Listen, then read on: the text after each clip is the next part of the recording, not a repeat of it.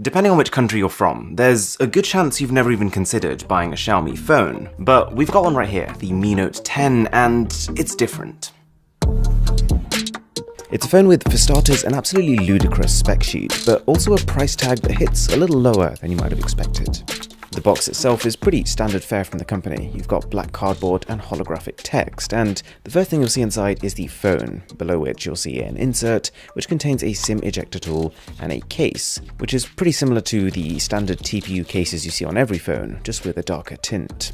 There's a USB-C cable and a 30-watt fast charger, which is pretty impressive.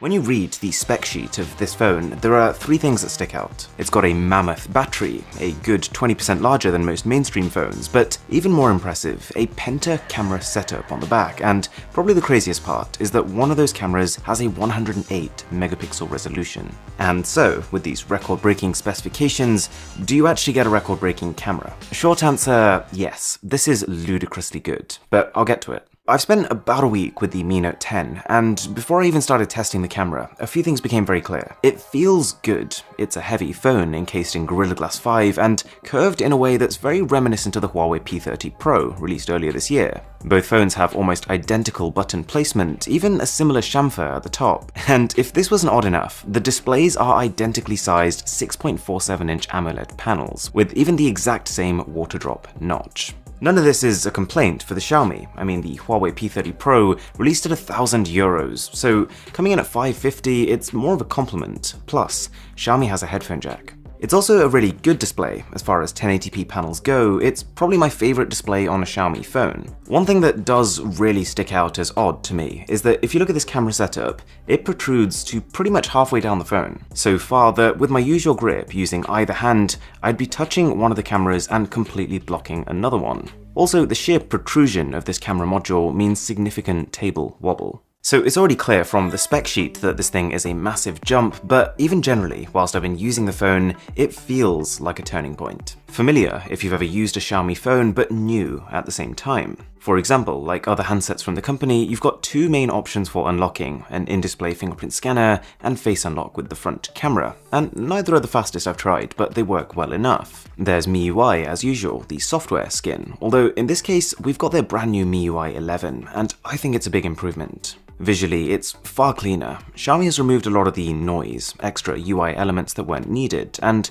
the result is a really clean, polished experience. I definitely have felt in the past with Xiaomi phones that there's a risk of it looking a little cluttered, but that hasn't actually been the case here. There's a proper dark mode to save even more battery, and some really neat features like being able to play a standard video as your wallpaper, and improvements to the built-in productivity tools. Plus, a nice looking ambient display to let you know the time and battery percentage without doing anything. It also feels new because this is a curved display, something that Xiaomi has generally shied away from, apart from that Mi Mix Alpha phone, but that's something for another video. And of course, the biggest break from past devices is this newfound emphasis on camera. And don't get me wrong, some of Xiaomi's past phones this year, they've had really good camera systems, but from the spec sheet alone of the Mi Note 10, it kind of feels like you're getting a camera with some extra phone on top of that. For starters, there are 5 cameras. There's a main 108 megapixel wide angle, a 2x optical zoom camera, but what's really interesting here is that above this there's another zoom camera, this time 5x.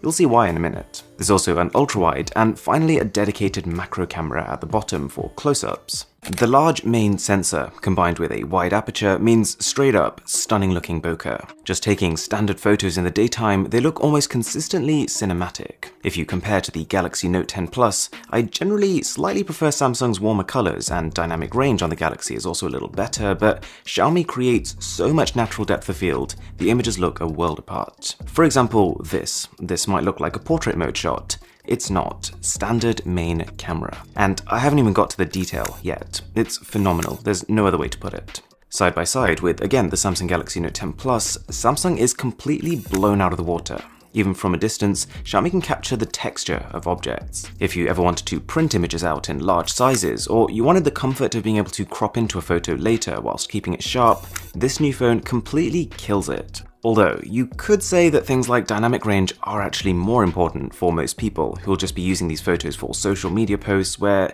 they're going to be heavily compressed anyways. This one's up to you. What I can say though is that the power of this sensor even extends to video quality.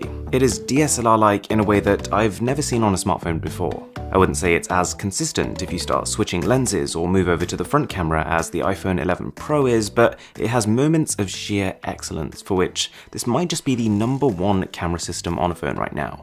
Add to this vlog mode, something which I went in assuming would be a gimmick, but actually speeds up the process of making genuinely high quality, short shareable content, with none of the hassle of editing. So why did they add 2 zoom cameras? Well, having 5 times optical zoom is amazing. It's enough zoom to be able to see details that most people's eyes can't. But if there was only a 5 times zoom, it creates a little bit of an issue. Portrait mode, in my opinion, always looks better when taken on a phone's telephoto camera, but if you've only got a 5x lens, then you'd be zooming in far too much to be able to do this. Also, just generally, when you're zooming in for a photo, if you've just got a 5 times lens, you'll find the quality of your shot will slowly deteriorate as you zoom in until you hit 5 times, and then it will jump again as your phone switches lenses. The Mi Note 10 evens this out. It improves on these 2 things. You get high-grade portrait mode shots, even if they are a bit beautified, and a much more uniform quality throughout the zoom range. You can go all the way to 50 times zoom, but because the actual resolution of this telephoto camera isn't that high, I wouldn't recommend going past 10 times. Also, if you factor in the full array of cameras on this phone, you've got quite possibly the most flexible system ever. You can capture everything from sweeping landscapes with the ultrawide, to distant objects with the telephoto, to ones that are literally right in front of you using the macro. And even this is pretty good. I wasn't expecting much. I've seen a lot of low-grade macro cameras on phones before, but the Mi Note 10's does its job. And finally, even at night, incredible. It doesn't brighten an image as much as, say, Huawei's flagship, but in a way this makes it more natural, and the detail captured is actually greater. Plus, it's not just that you can take great photos, but also that you can do this for a long period of time. This sizable battery combined with 30-watt fast charging reminds me of how I felt about the Huawei Mate 30 Pro, all but forgetting that battery was ever an issue on phones. So far then, the Mi Note 10 seems like a bit of a home run, and it kind of is, but there are some caveats. This last year, we've seen a whole breed of cut-price smartphones that try to do everything. The absolute best specifications, pretty much all the primary features, but the Mi Note 10 isn't really one of those phones. Xiaomi have built something that's a little more specialized, but the downside of that is that there are some gaps.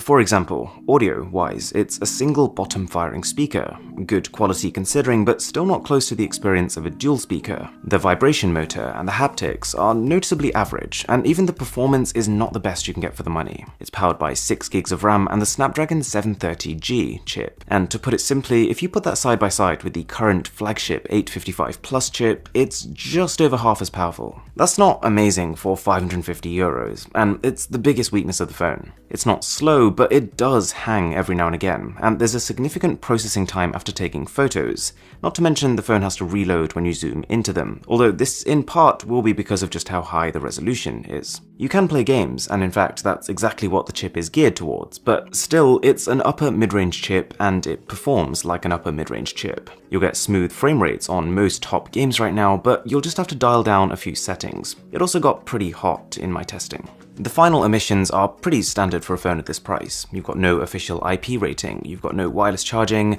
and no microSD card slot, but with 128 gigs, it's just about enough that I think most people won't need one. So, to bring this all together, it's pretty rare to see a phone at this price actually being the best at anything, but I can genuinely say that this camera, in some scenarios, is the kingpin. Not even close to the top, literally at the top of the entire smartphone pyramid. The phone is also chunky, but I'd take that any day for endurance like this. It's just not the most well-rounded phone, with noticeable sacrifices in performance and audio. But for a user who's a little bit less about the media consumption and a little bit more about the camera, I can wholeheartedly recommend the Mi Note 10. In fact, you might already know that for the last 6 months, I've been looking for a phone to switch to from my Galaxy S10 5G, and the Mi Note 10 is maybe the closest I've come. The only thing stopping me was the mid-range chipset. Anyways, thanks a lot for watching, and I will catch you in the next one.